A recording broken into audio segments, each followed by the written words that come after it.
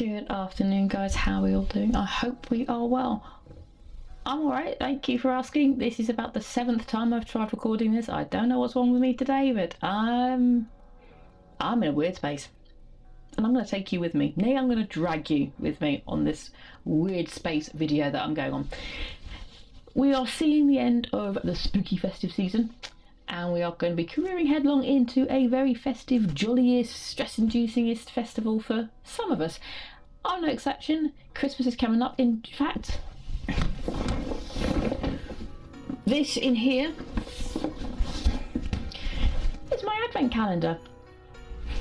I've ordered it from minerva.com, so it's very sewing based. I may do an unboxing vlog of that. I don't know yet. Don't hold me to that because I'm ultimately very lazy. But talk about Christmas, I've got my work's Christmas do coming up, and oh, I can't believe it. I haven't been to one for quite some time. Some reasons were involved in that, and only one year was involving alcohol. The other two were involving other things.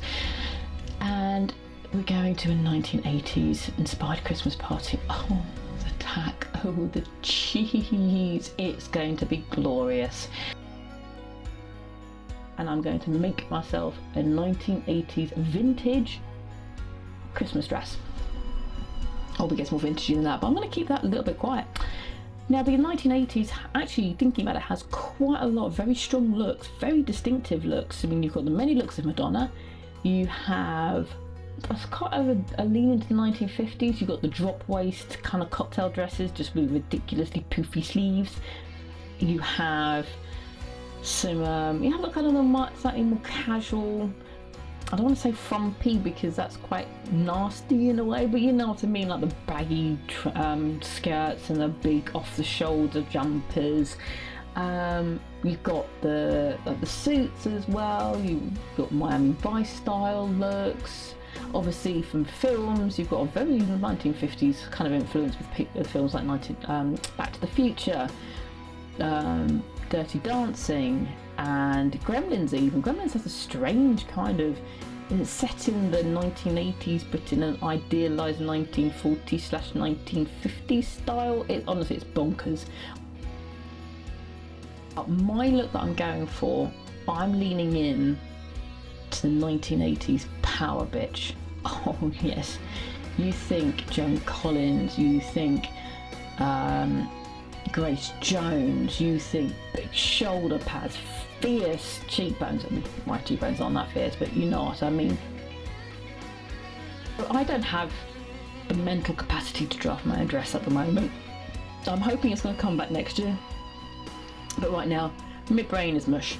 So I need to have a look for my own pattern to buy. I wanted a vintage pattern because I wanted to go all out into this. And I normally look on Etsy. That's my go-to place. You have your own like vintage pattern suppliers, and I was looking around. I kept coming back to this particular Vogue Basic design pattern. It's Vogue Basic Designs 1631 1631. I think this is apparently a size 12 to 16. I'll be the judge of that. And to be honest, I don't think this packet was ever sold outside of the US, Canada, Australia, and New Zealand. There isn't actually a British pound sign on here. Oh, interesting. So, let me put you out your misery. Are you ready for this? Y'all ready for this? Oh, yes, look at those shoulder pads.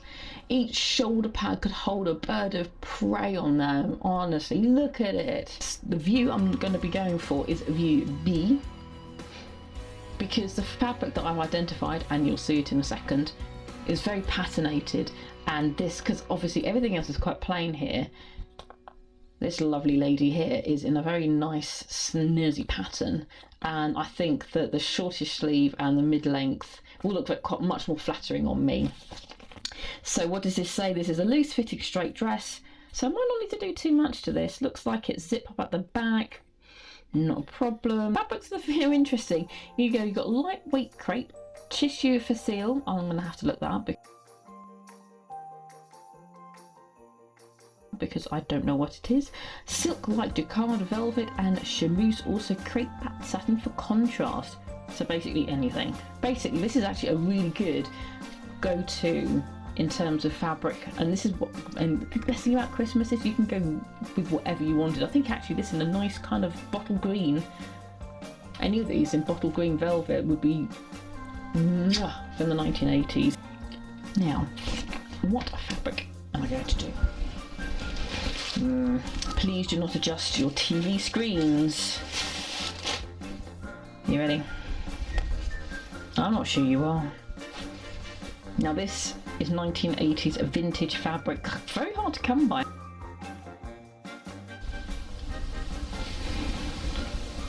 Told you, I'm going to have to keep this pretty still because I think this might actually do some, I should have maybe put a trigger warning in front of this. Oh, look at that. It smells vintage too. I'll link down below where I got this from. It does have a vintage smell. That's perfectly normal. It's just glorious. I've got 4 meters of the stuff. This is quite narrow. A lot of vintage cottons. It's a cotton polyester blend. It is what it is. It's old. Oh, isn't it just gorgeous? It's just so vibrant. I mean, I wanted something that was going to be appropriate for a Christmas party, and this is it. I'll put it down now. So that's my plan. I've got to think of some other things. I need to think about my hair, and I need to think about the makeup. The shoes I'm a bit worried about. I think I can get away with flats. I don't like wearing high heels anymore, so I need to think about that, because again, it's not just, I could obviously throw these two together, 1980s, but if my hair is not 1980s, if my makeup's not 1980s, then I'm not really getting into it. Apparently there's a prize for the best fancy dress. I'm not in it to win it.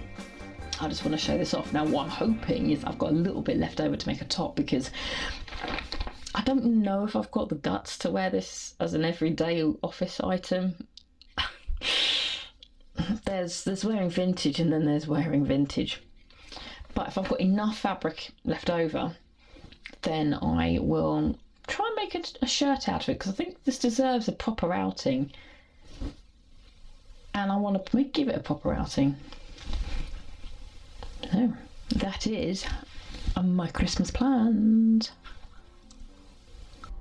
My 1980s Christmas dress vlog. Sorry, pooches. Both my cats are upstairs, so it's not them causing any issues. But also I'd like to say thank you very much to all those who have subscribed recently, those who keep coming back, and all those who are going, do I really want to subscribe to her? I mean, you do. You just don't know it yet.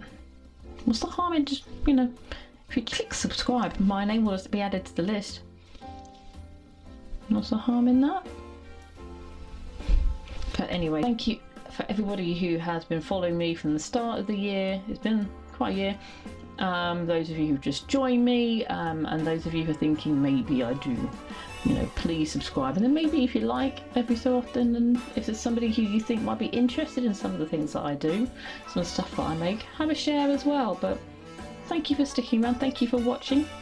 It's been a Crazy Cat Lady Productions. You've been watching an unoriginal idea. Until next time, guys, take care. Bye bye.